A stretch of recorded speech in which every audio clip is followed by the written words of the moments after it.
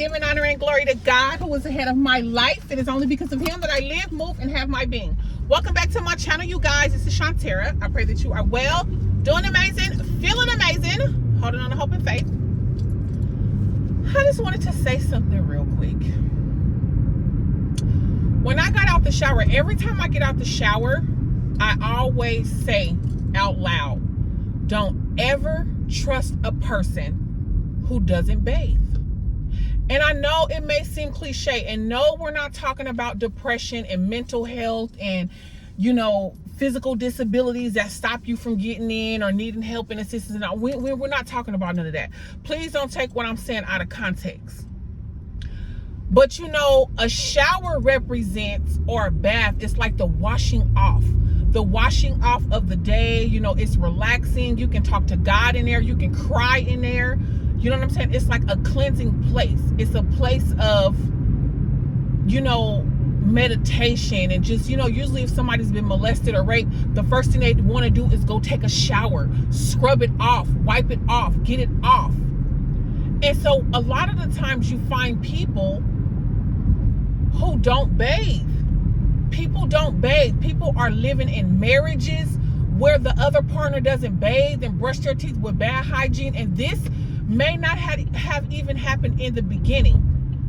But as time goes on, married hygiene is a problem for men and women. You know, and a lot of the reasons why it goes not unnoticed, because we smell it and see it, but a lot of the times people don't talk about it and address it, is because it's a taboo conversation. A taboo conversation is something hard, something that you know other people are not going to agree with. A taboo conversation is a sensitive subject, what you don't hear a lot of people talking about. Taboo.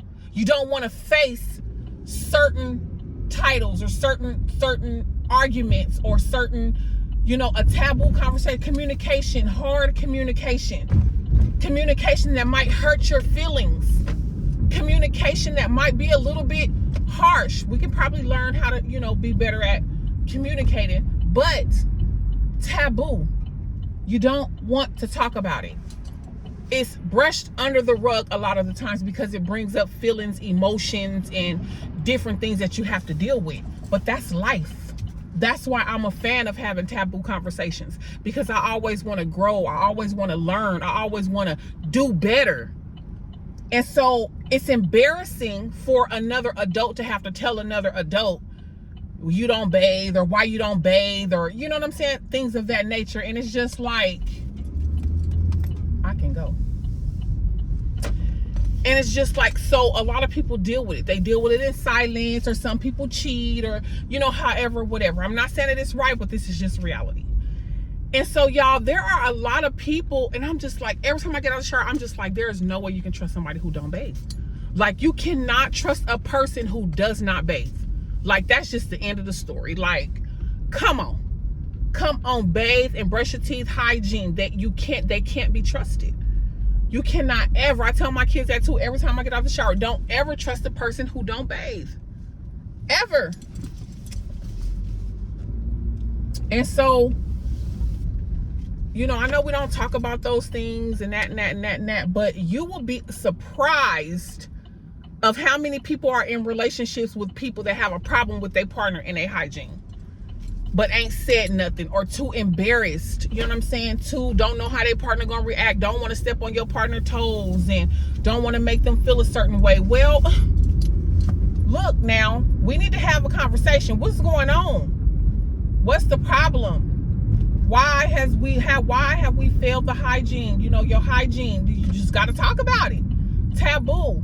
That's why my partner, anybody who's with me or know you're going to be with me, we got to be able to talk about taboo. Even for me, if there's something harsh and horrible, it won't ever be a shower. And I'm not talking about depression, because I done been 3 days the most in a spout, you know. Oh, I'm getting an energy drink. In a spout to where I didn't take a shower, in a depression mode. So we ain't talking about that. Y'all, it's people out here who are not bathing. Their hygiene is not good. People are in relationships with these kind of people. Your feet stink. You know what I'm saying? You don't keep up with, you know, wet socks. And I mean, just stuff like that. That's just like, My Lord. But that's all I wanted to say. That was on my mind when I got out the shower. I'm like, don't trust nobody who don't bathe. You cannot trust anybody who does not bathe.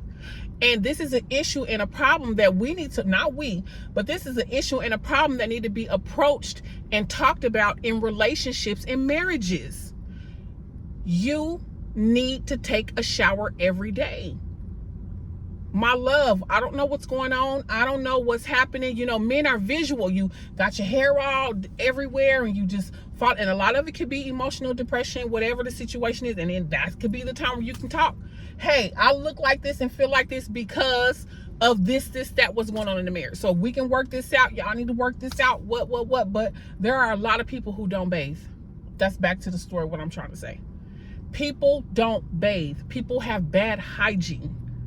And this is happening in relationships, marriages.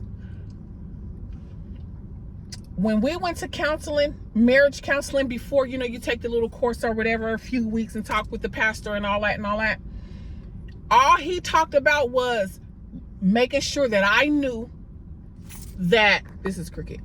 Y'all know I scream and yell. All he was talking about was making sure that I knew that my body was not my own.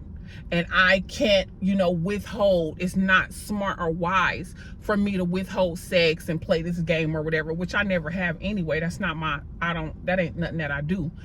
But it's so many other important things and topics that could have been discussed during that time than me making sure that my body ain't my own. What? It's stuff like that that lets you know, baby, maybe we going down the wrong road. Little flags and signs, including other little things I saw in the beginning that are just, you know, blind or thinking you tripping or no, that can't be it or whatever, however it happened. But what I'm saying is, taboo conversations need to be had. This is just basic stuff. It seems basic, but a lot of people have a problem and an issue with this.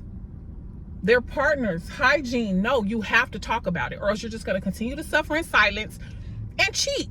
You're going to cheat with someone who keeps up with their hygiene. That's going to be what attracts them to you. See, that's how the devil play. He going to find the weakness in your marriage or in your relationship, and then he's going to present it. He's going to present those weaknesses. He's going to present that in another person. And so that's what you're going to be attracted to. You're going to be attracted to somebody who always smell good, wear the best cologne, shower every day, clean shoes. And, you know, it's enticing because that's missing in your marriage. And that's what people fail to realize. That's why I said a marriage is a wheel inside of a wheel. Nothing missing, nothing broken. I'm supposed to be satisfying you in every single aspect. Mentally, physically, spiritually, emotionally. You know, we come together, do whatever we need to do financially, all of those. And so when one is broken and somebody is not being fulfilled in that area, it easily allows the enemy to come in and play with that thing. Easily. And the first thing he gonna do is give you everything you bitching and griping about. That's how he play. He gonna give you everything you moping and groping about. Everything. Oh, he don't do this. He don't. Yeah. When all you have to do is have a taboo conversation and sit down with this person and talk about the hard things and work it out. Compromise. Make changes and adjustments. A lot of people don't want to do that because it takes a humble person to do that. Not everybody is humble. Not everybody can accept their wrongs and their flaws and, you know, accept it and sit with it. Yeah, I was wrong. Not everybody can handle that. It's a different type of maturity. So I'm rambling at this time. I love you guys. To God be the glory. Today, tomorrow, and forevermore. We are Psalms 24 for the rest of 24. And until the next time, inspire, be inspired. I love you guys. God bless you. Good night.